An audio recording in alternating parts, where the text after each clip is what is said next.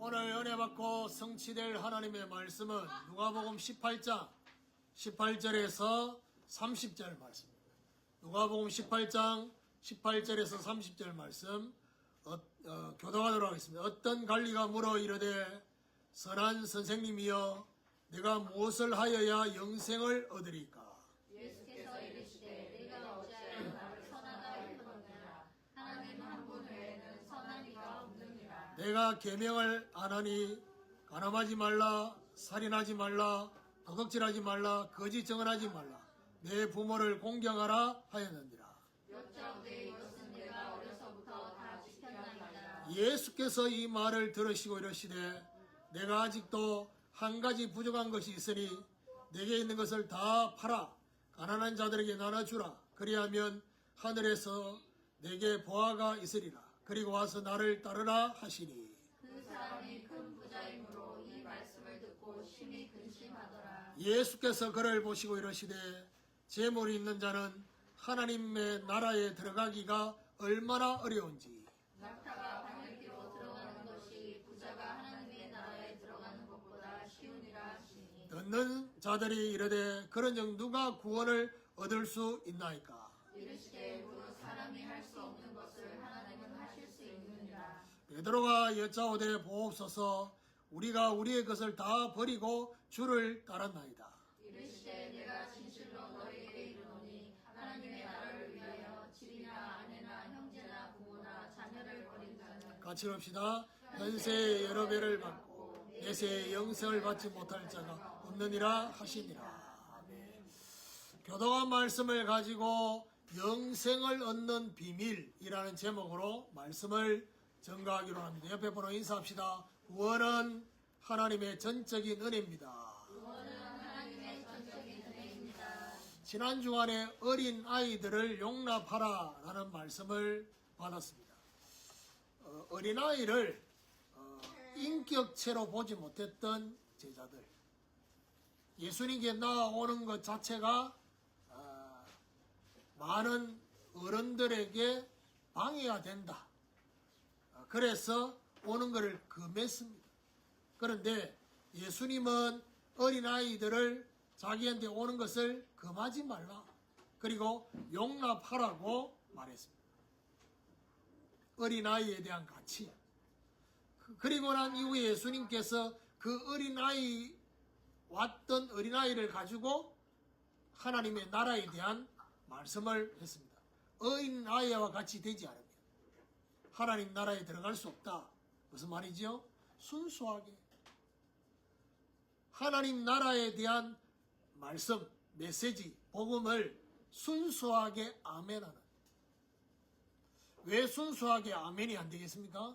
자기 기준 때문에. 이미 들어와 있는 자기 기준 때문에 말씀에 아멘하지 못하는 이런 것들이 있다는 것입니다. 오늘은 예수님께서 영생 얻는 비밀을 우리에게 말해주고 있습니다. 제가 볼 때는 불신자도 그렇고 교회 안에도 그렇고 영생이라는 단어 자체를 오해하고 있어요. 그리고 영생이란 단어도 오해하고 있고 영생을 얻는 것에 대해서도 오해하고 있습니다. 영생은 영원히 사는 것이 영생이 아닙니다. 그런데 복음을 전할 때 마치 영원히 사는 것이 영생인 것처럼 영원한 생명, 그거를 영생인 것처럼 말하는데 여러분 지옥에서도 영원히 삽니다. 안 죽습니다. 그러니까 중요한 거는 영생의 가장 중요한 포인트는 영원히 사는 게 아니라 영원하신 하나님을 영원히 누리는 걸 말합니다. 그러면 영생을 얻는 거에 대해서도 오해하고 있습니다. 오늘 큰 부자였던 어떤 관리의 질문으로부터 오늘 본문은 시작됩니다. 뭐라고 질문하느냐? 무엇을 하여야 영생을 얻으리까? 여러분, 우리가 하나님의 인도를 못 받는 이유 중에 하나가 질문을 잘못했기 때문에 인도를 못 받습니다. 말씀에 답을 못 얻는 이유 중에도 질문을 잘못해서 하면요, 말씀이 답으로 안 옵니다.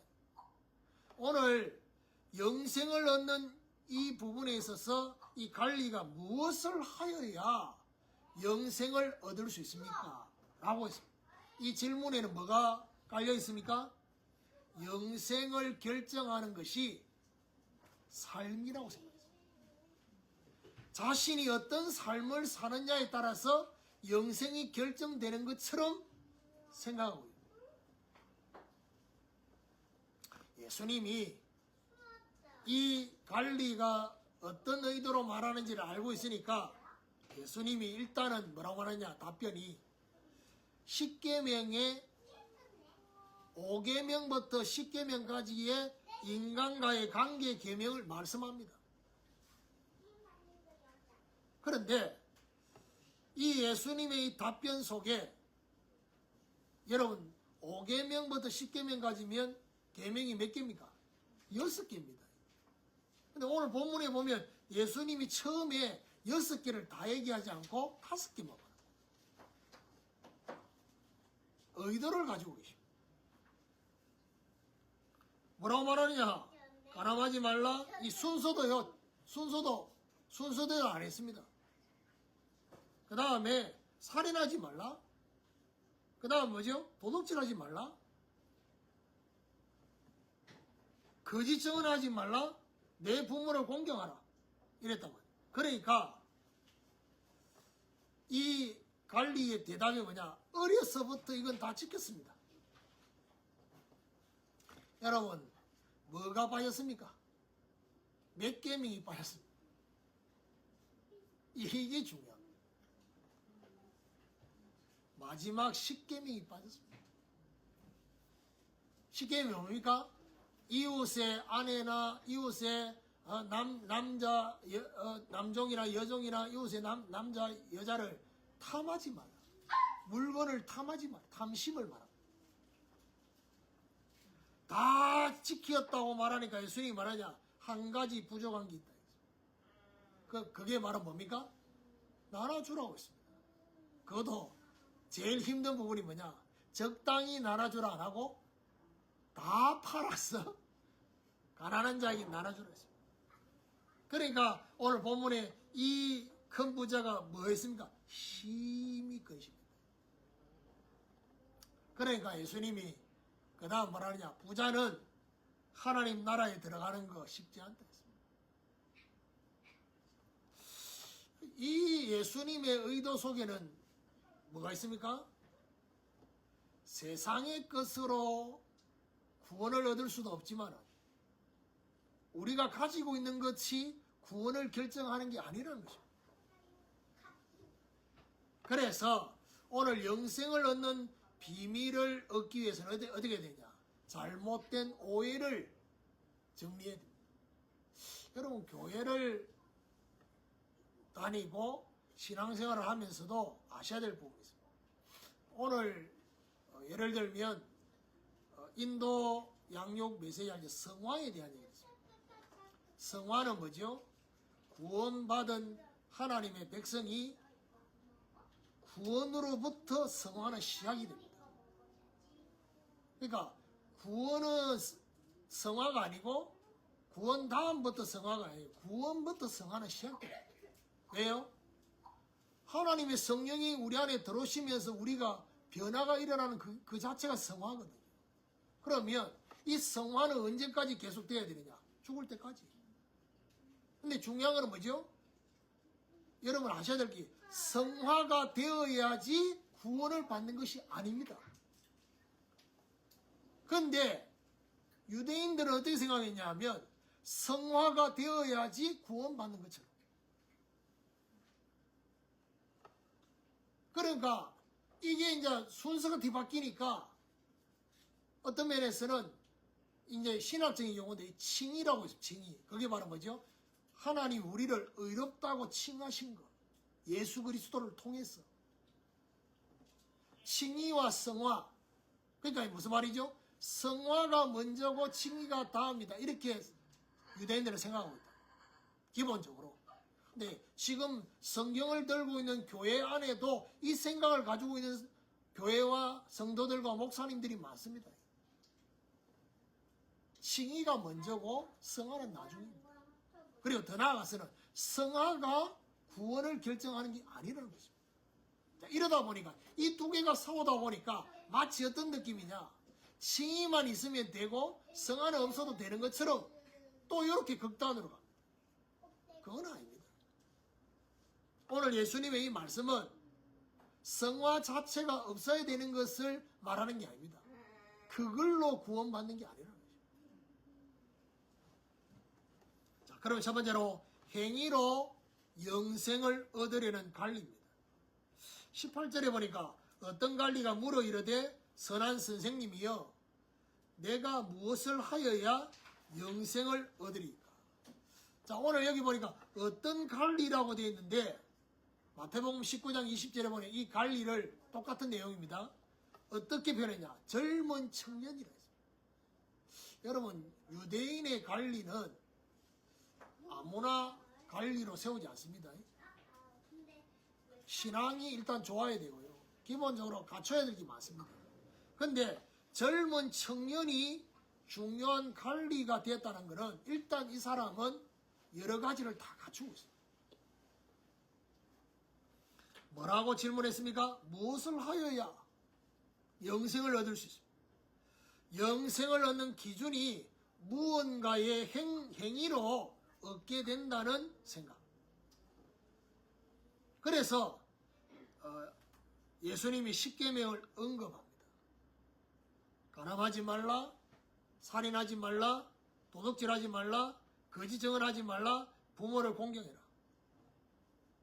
순서는 뒤바뀌었습니다. 그런데 어쨌든 5개 얘기했습니다. 마지막 계명만 두고 예수님께서 말씀하셨다. 의도적으로. 21절에 여짜오되 이것은 내가 어려서부터 다 지켰다. 그러니까요, 어려서부터 이 중요한 계명들은 다 알고 지켰다. 22절에 예수께서 이 말을 들으시고 이르시되 내게 아직도 한 가지 부족한 것이 있으니 내게 있는 것을 다 팔아 가난한 자들에게 나눠주라. 그리하면 하늘에서 내게 보화가 있으리라. 그리고 와서 나를 따르라 하시니 한 가지 부족한 것이 있다. 내게 있는 것 다 팔았어. 가난한 자들에게 나눠주라 했습니다. 여러분, 마지막 계명 탐심이지요. 여러분, 10계명은 아주 중요하게 연결되어 있습니다. 10계명의 1계명이 나 외에 내게 다른 신을 두지 말라고 했어요. 그런데 2계명은 자기를 위하여 우상을 만들지도 말고 절하지도 말고 섬기지 말라 했는데 10계명의 마지막 계명이 이게요, 나머지 계명에 영향을 주고 있다는 걸 알고 있어요. 무슨 말이냐? 탐하는 것 때문에, 탐심 때문에. 여러분, 골로새서 3장 5절 6절에 보니까 탐심을 뭐라고 말하냐? 우상숭배라고 했습니다. 무슨 말이죠? 이 탐심 때문에 1계명, 2계명을 다 범하게 되는 것이고, 그럼 탐심 때문에 나머지 계명도 문제가 됩니다. 여러분, 예를 들면 이런 거 있습니다. 이런 것 저런 거 탐하지 말라. 이런 말도 이웃의 것에 탐하지 말라 했는데 탐하는 게 그것만 있겠습니까? 부모 것도 탐하는 것도 탐심입니다. 여러분, 결혼을 해가지고 이제 가정을 분리해서 살면요, 어떻게 해요? 부모 도움을 받으려고 생각하면 안 됩니다. 그게 정상적인 생각이잖아요. 그런데 실제로 보면 부모 도움 받으려고 그 다음 부모 가지고 있는 재산 가지고 막 비뜨기 싸우는, 일단 근본적으로 탐심이 있으니까.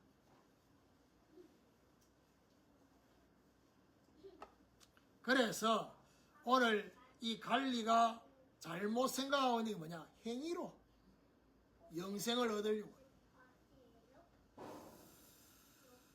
자, 그 다음에 두 번째로 생각해야 되는 게 뭐냐? 세상의 것으로 구원을 얻지 못한다는 것입니다. 세상의 것으로. 23절에 그 사람이 큰 부자이므로 이 말씀을 듣고 심히 근심하더라. 일단 저와 여러분 우리 함께하는 제자교회는 큰 부자는 없습니다. 심히 근심은 안 되겠지요.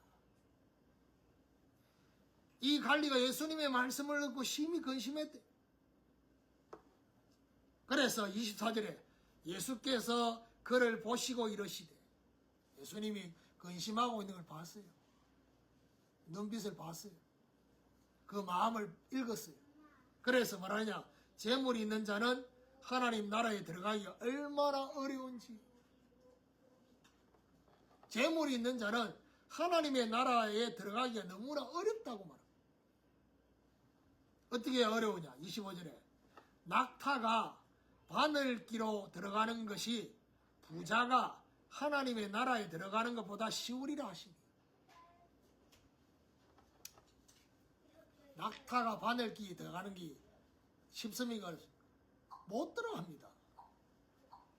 근데 그것이 부자가 천국 가는 것보다 쉽다. 그 말은 무슨 말이죠? 부자는 천국 가는 것 자체가 불가능하다. 이렇게 말합니다. 헐. 그러고 부자가 되지 말아야 되느냐? 그 말이 아닙니다. 그래서 사실은요, 세상 사람들은 굉장히 높이 평가하는 것 중에 하나가 뭐죠? 자수성가잖아요. 근데 하나님은 자수성가한 사람이 하나님의 은혜의 복음을 못 받을 가능성이 더 많다는 걸 알고 있습니다. 왜요? 자기가 노력해가지고 이만큼 쌓았어요.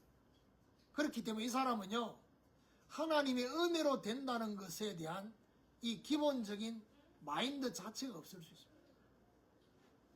자, 그러다 보니까 하나님이 나에게 주셨다 이 생각보다는 내가 열심히 살았다 이 생각이 강한 거예요. 이런 생각 가지고 있으면 헌금도요 손 떨립니다. 그러니까 우리 딸내미가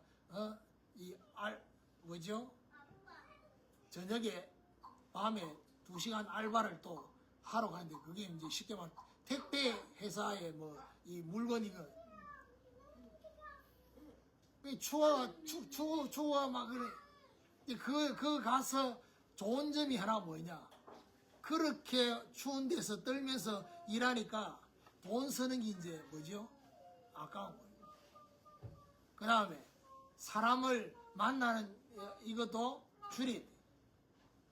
일단 만나면 돈 써야 돼. 굉장히 공사다망한 삶인데, 이제 그런 것들에 대한 깨달음, 지속이 될지 모르겠지만 어쨌든 그런 것들이 그런 경험 속에 그만큼 내가 가지고 있는 이것 때문에 하나님의 것을 얻는 것보다 이걸 놓치지 않고 싶은 마음이 더 크다니.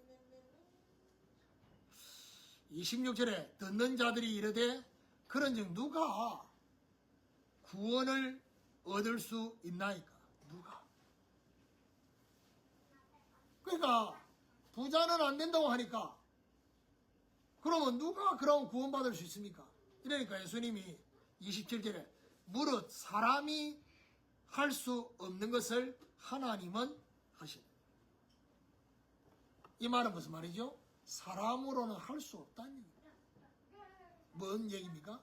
세상의 것으로는 구원을 얻을 수 없다는 것입니다. 세상과 사람의 것으로는 그 어떤 것도 영생과 구원을 얻지 못한다는 사실을 예수님이 말씀해 준 것입니다. 그래서 저와 여러분이 아셔야 됩니다. 이 신앙생활에 있어서 이게 딱 균형을 잡고 내가 하나님과 함께 하나님 인도받는 이런 신앙생활이 잘 안 됩니다. 이제 그러다 보니까 자꾸 극단적으로 가버리고. 그러니까 극단적으로 가니까 어떻게 됩니까? 한쪽에는 자기의가, 또 한쪽에는 하나님의 은혜는 말하는데 아무것도 안 해. 그리고 본인이 아무것도 안 하는 거에 대해서 책임을 누구한테 돌리냐? 하나님이 내한테 은혜를 안 주시거든요. 이런 식으로 책임을 돌려버려요. 참 미안하죠. 잘 되면 자기의고, 안 되면 하나님이 은혜를 안 주시고. 이래 됩니다. 자, 세 번째로 하나님만 하실 수 있는 영생의 구원입니다. 여러분, 여기서 한 가지 질문해야 될 부분이 바로 뭐죠? 십계명의 마지막 계명까지 다 지키면 영생을 얻을 수 있냐? 하나님의 율법을 다 지키면 구원을 받을 수 있냐? 이거 굉장히 중요한 겁니다. 영생은 율법을 다 지켜도 영생을 얻지 못합니다. 그 이유가 뭐냐? 태어날 때부터 가지고 온 원죄는 해결이 안 됩니다. 말씀을 지킨다고 해서 원죄가 해결되느냐? 원죄가 해결이 안 됩니다. 그래서 예수 그리스도께서 희생을 당하셔야 됩니다. 여러분, 구원의 걸림돌이 되는 것이 바로 뭐냐? 우리가 하나님의 구원의 중요한 걸림돌이 되는 것이 바로 죄와 사단입니다. 이 죄와 사단은 인간으로서는 절대 해결할 수가 없습니다. 죄를 스스로 이길 수 없고요. 눈에 보이지 않는 사단을 이길 수가 없습니다. 그래서 하나님만 하실 수 있다는 말이 어떤 의미냐? 여러분, 하나님이 우리의 죄 문제를 해결해 주시려고 하나님이 방법을 제안하셨어요. 그게 하나님 방법. 그게 바로 뭡니까? 구약의 양을 잡는 것입니다. 소와 염소, 짐승을 잡는데 어떻게 잡습니까? 머리에 손을 얹고. 근데 레위기를 자세히 읽어보면요, 머리에 손을 얹고 양의 목을 치는 것은 누가 하느냐? 제사장이 하는 게 아니라 제사인이 합니다. 무슨 말이죠? 자기의 죄 문제를 해결받고 싶은 그 사람에게 명령합니다. 그러면 목을 딱 치는 순간에 피가 나오잖아요. 피는 누가 봤었냐? 제사장이 봤습니다. 그 피를 제단에 뿌리는 것은 제사장이 하고, 양을 잡는 것은 누가 잡느냐? 제사장이 잡는 게 아니고 일반 백성이 잡습니다. 어떻게 잡느냐? 양의 머리 손 얹고. 이게 하나님 방법입니다. 그러니까 이게 신약으로 넘어오면 이 양이 바로 누굴 말합니까? 예수 그리스도입니다. 예수 그리스도의 대속. 여러분, 우리를 위해서 예수님이 죽으셨지만은 그보다 더 중요한 말이 뭐냐? 우리를 대신해서 죽으셨어요. 이 말이 더 중요합니다. 저와 여러분을 대신해서 죽었다는 말이 성경적입니다. 왜요? 내가 죽어야 되는데. 내가 죄 때문에 죽어야 되는데 우리 주님이 저와 여러분을 대신해서. 그래서 제가 볼 때는 이 대속이라는 이 말에 대한 중요한 이게 가슴이 안 와닿는 이유가 있습니다.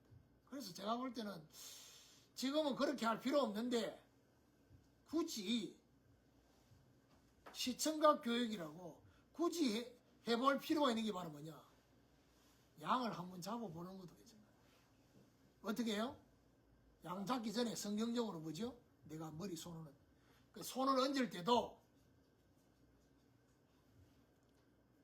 대제사장한테 요구하는 그 대속죄일에 손을 얹을 때는 어떻게 하냐? 두 손을 얹으라 했습니다.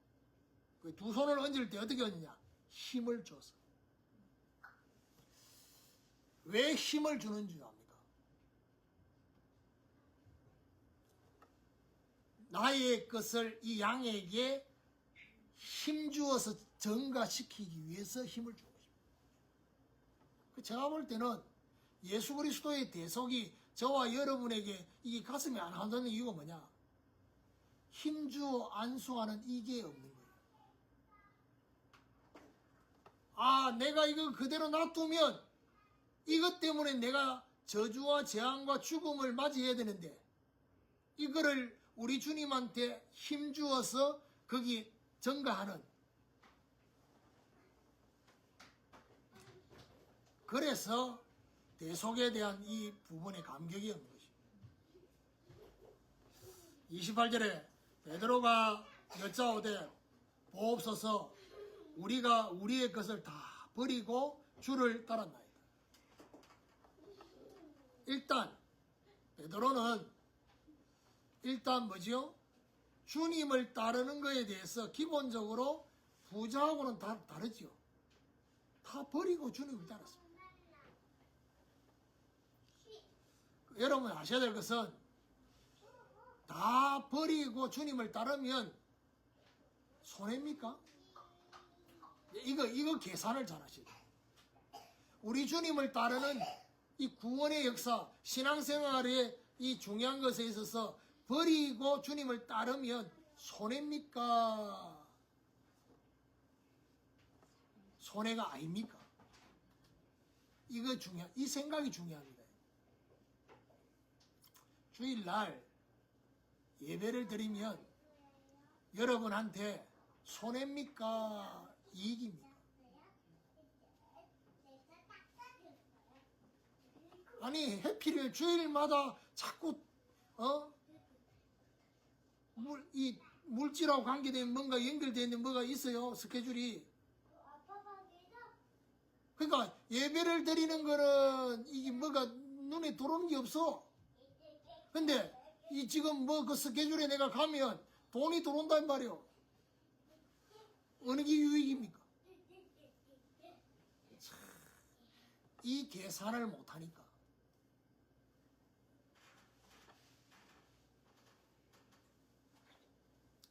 손해인 것처럼 보이지만 손해가 아니라는 것입니다. 이거 보는 눈이 있어야 돼요. 이거 생각 정리가 안 되면요, 신앙생활 전부가 마치 세상 친구들하고 내 자신을 비교해보면 나는 계속 손해보는 느낌이라. 예배 드려야 되지, 11조 해야 되지, 뭐를 자꾸 해야 되는 게 많아. 내 것 내놓아야 되는 것처럼 느끼지. 바울은 이래 말합니다. 내가 그리스도를 얻기 위해서 잃어버리기를 원한다. 무슨 말입니까? 버리는 게 아닙니다. 진짜 거를 얻기 위한 것입니다. 주님을 믿고 따른다.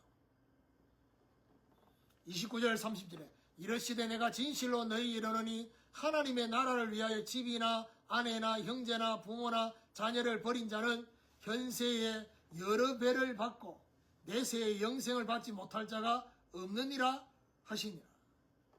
버린 자는 받을 것이다. 하나님 나라를 위하여 버린 자, 현세에 받고 내세에도 받을 것이다. 영생을.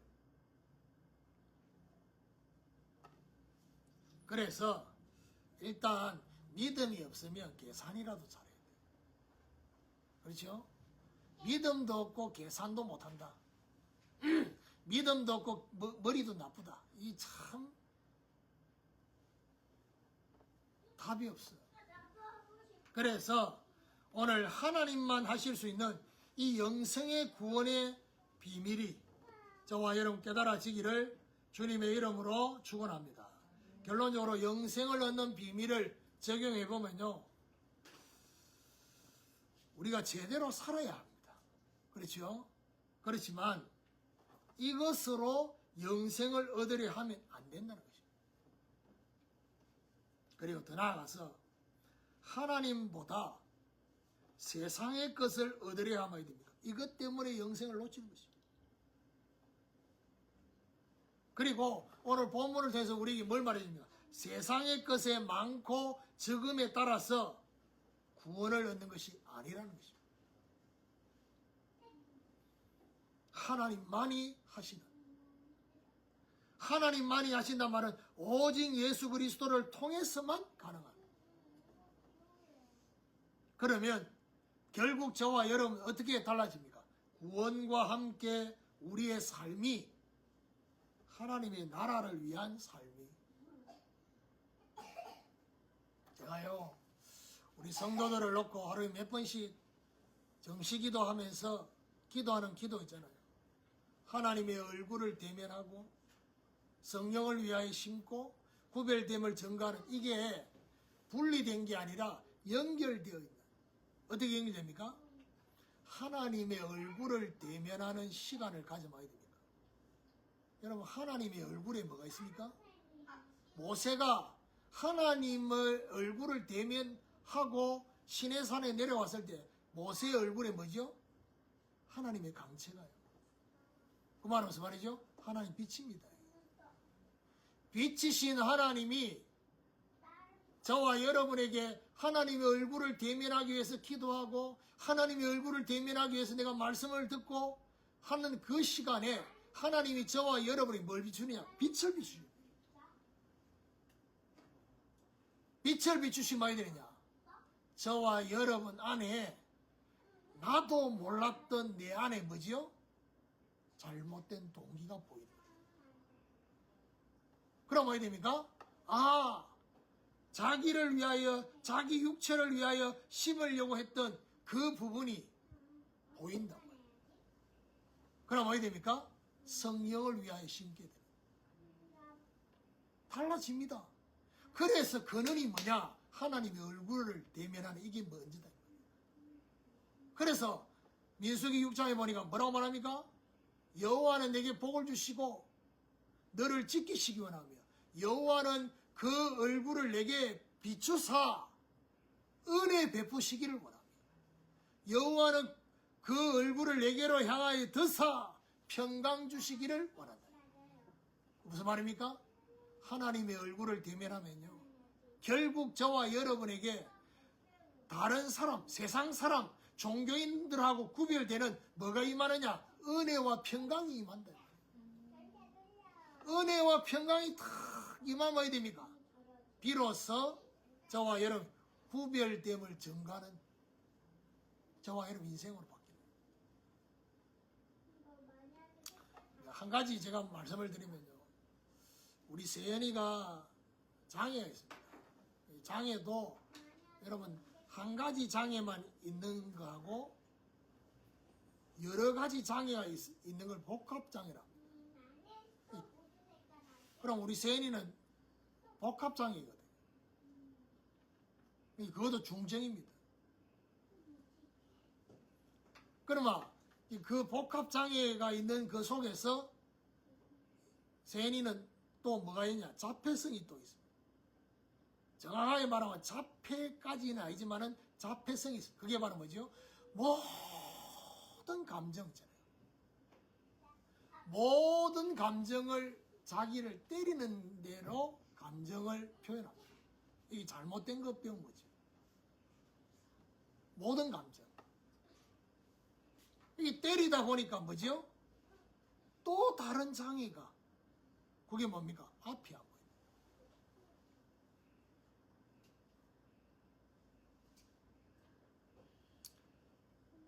이제 이러다 보니까 우리 자녀들, 나머지 자녀들이 세연이가 일반 다른 사람들하고 다르게 가지고 있는 그 장애 때문에도 힘든데 앞을 못 보면 이제 더 힘들어지죠. 그러니까 자녀들 생각 속에는 왜 아빠가 아무것도 안 하고 있는 것처럼 느껴질 수 있어요. 만약에요, 제가 가지고 있는 성격이 만약에 막 이런 거 보고 막 어떤 면에서 뭐죠? 막 호들갑을 떨고 막 그렇게 하잖아요. 그렇게 하면 어디 되느냐? 우리 세인이 더 힘들어져요. 아마 생고생 시키고, 그리고 뭐죠? 결국 내가 막 그 답답해하는 것 때문에 저 아이를 더 힘들게 만들고, 그 다음 뭐죠? 나머지 집안 식구들 전체한테 하나님의 나라가 아니라 지옥을 만드는 거예요. 그러니까 우리 자녀들이 뭘 모르고 있냐면, 세인이가 이런 장애를 가지고 이런 아픔이 있는 것 때문에 제가 그 아이에 대해서 그런 아픔이 없냐? 있습니다. 근데 그걸 아파하는 그 마음을 내가 표현을 하지 않고 아무것도 없는 것처럼, 내가 전에 뭐라고 말했냐?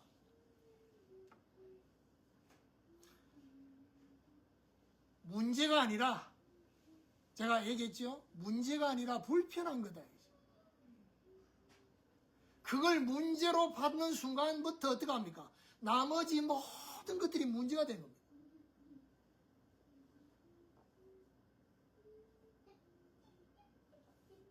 그러니까 뭐죠?